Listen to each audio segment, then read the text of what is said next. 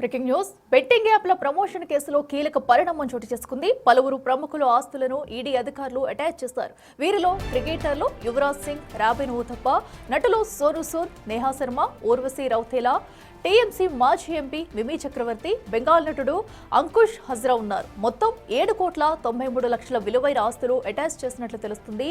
కాగా ఇప్పటి వరకు ఈ కేసులో 19,07,00,000 రూపాయలను ఈడీ అధికారులు అటాచ్ చేశారు.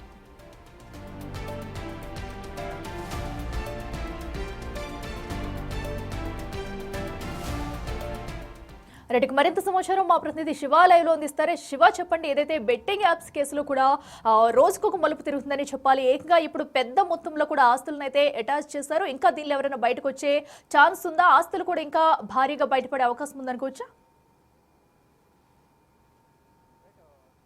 బెట్టింగ్ యాప్ల ప్రమోషన్ కేసులో కీలక పరిణామం చోటు చేసుకుంది. ఈడీ విచారణ వేగవంతం చేసింది. గతంలో అనేక మందిని విచారించిన అనంతరం ఇటు క్రికెటర్లు కానీ, పొలిటీషియన్స్ కానీ, ఇటు సినీ ప్రముఖులు వాళ్ళందరికీ సంబంధించిన ఆస్తులన్నిటికి సంబంధించి విచారణ జరిపి గతంలోనే వారందరూ కూడా విచారణ పిలిపించింది. దానిలో భాగంగా క్రికెటర్స్ రాబిన్ ఊతప్ప, యువరాజ్ సింగ్, మరోవైపు సురేష్ రైనా వీరందరినీ కూడా సెప్టెంబర్ నెలలోనే విచారించిన తర్వాత ఇప్పుడు వారి ఆస్తులను అటాచ్ చేసినట్లుగా కూడా ఈడీ ప్రకటించింది. వీరితో పాటు రాజకీయ ప్రముఖులు కూడా ప్రధానంగా దీంట్లో ఆరోపణలు ఎదుర్కొంటున్నారు. దానిలో భాగంగానే ఇటు రాజకీయ నాయకులు కూడా ప్రధానంగా ఈ ఈడీ గతంలోనే విచారించిన తర్వాత ఇప్పుడు వారి ఆస్తులన్నీ కూడా అటాచ్ చేసింది. అంటే ప్రధానంగా ఈ బెట్టింగ్ యాప్లకు సంబంధించి ప్రమోషన్ వల్ల ఈ ప్రముఖులందరూ కూడా వీటిని ప్రమోట్ చేయడం ద్వారా సామాన్య మధ్యతరగతి ప్రజలందరూ కూడా ఆ బెట్టింగ్ యాప్స్ను ఆడటం ద్వారా దాంట్లో అమౌంట్ పోగొట్టుకుంటున్నారు. దాని ద్వారా అనేక మంది ప్రాణాలు కోల్పోతున్నారు, అనేక మంది ఆర్థికంగా కుదేలవుతున్న పరిస్థితి కనిపిస్తోంది.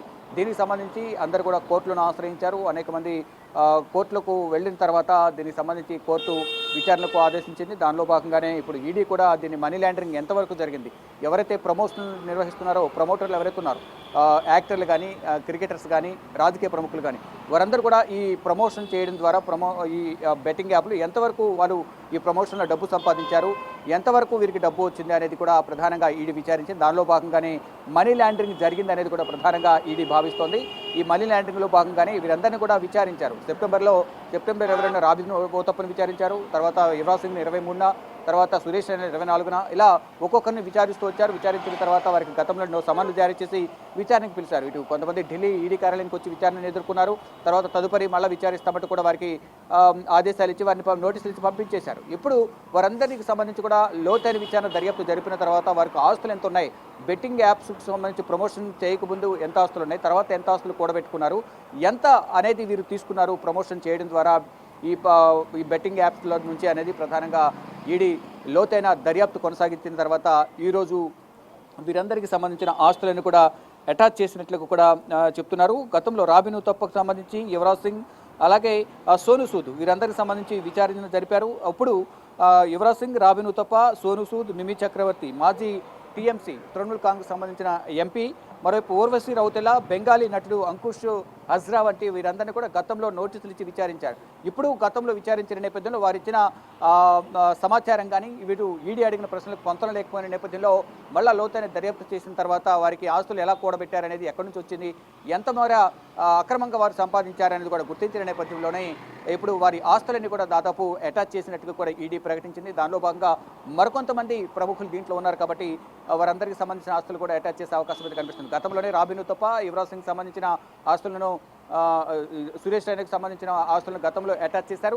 ఇప్పుడు మరికొంతమంది క్రికెటర్ల ఆస్తులను కూడా అటాచ్ చేస్తున్నారు. ఇలా ప్రతి ఒక్కరు కూడా సినీ ప్రముఖులు ఎవరైతున్నారు దేశవ్యాప్తంగా వారందరి ఆస్తులన్నీ కూడా అటాచ్ చేసే అవకాశం ఉన్నట్లుగా ప్రచారం జరుగుతుంది. దానిలో భాగంగా ముందు అసలు విచారణ జరగాలి. విచారణ జరిగిన తర్వాత వీరు ఎంతవరకు బెట్టింగ్ యాప్స్కు ప్రమోషన్ ఇచ్చారు, ప్రమోషన్లో పాల్గొన్నారు, ఎంత అమౌంట్ వారు తీసుకున్నారా, అంటే తీసుకోవాల్సిన దానికన్నా ఎక్కువ అమౌంట్ తీసుకున్నారా, ఎందుకు వారు సినిమాలు చేసుకుంటూ కూడా ఒకవైపు క్రికెటర్స్ సంపాదించుకుంటూ కూడా ఇటువంటి బెట్టింగ్ యాప్స్కు ప్రమోషన్ నిర్వహిస్తున్నారు అనే కోణంలో కూడా దర్యాప్తును చేశారు. కానీ దీని ద్వారా సామాన్య ప్రజలందరూ కూడా అనేక ఇబ్బందులు ఎదుర్కొంటున్నారు. అనేక మంది ఆర్థికంగా కుదేలవడం ద్వారా అప్పుల పాలైపోయి వారందరూ కూడా అనేక మంది సూసైడ్ చేసుకుని ఆత్మహత్యలు పాలై ప్రాణాలు కోల్పోతున్న పరిస్థితి కనిపిస్తుంది. దీని ద్వారా కుటుంబాలు కూడా ఇబ్బందులు ఎదుర్కొంటున్నారు. దానిలో భాగంగానే ఒకవైపు కోర్టుల వేదికగా కూడా బెట్టింగ్ యాప్ల పైన ఈ విచారణ కొనసాగుతుంది. ఒకవైపు ఈడీ కూడా విచారణ వేగవంతం చేసి ఎవరైతే దీనిలో ప్రమోషన్లో పాల్గొన్నారో వారందరినీ కూడా విచారిస్తున్నారు. విచారించిన తర్వాత వారి దగ్గర ఉన్న ఆస్తులు ఎంత, ముందు బెట్టింగ్ యాప్స్ ప్రమోషన్స్ ముందు, తర్వాత ఎంత మేరకు వారి దగ్గర నుంచి అమౌంట్ తీసుకున్నారనే అకౌంట్స్ అన్నీ కూడా చెక్ చేసిన తర్వాత వారి ఆస్తులన్నీ కూడా అటాచ్ చేసినట్లుగా అధికారికంగా ఈడీ ప్రకటించింది. Right Shiva, thank you. So ఏదైతే అటు బెట్టింగ్ యాప్స్ ప్రమోషన్ కేసులో కూడా ఈ ఈడీ దూకుడిపించిందని చెప్పాలి. దీనికి సంబంధించి పలువురు సెలబ్రిటీల ఆస్తులను అయితే అటాచ్ చేస్తూ వచ్చింది. అయితే ఇది వరకు కూడా ఒకసారి విచారించినప్పటికీ వీరెవరు కూడా విచారణకు సహకరించలేదు.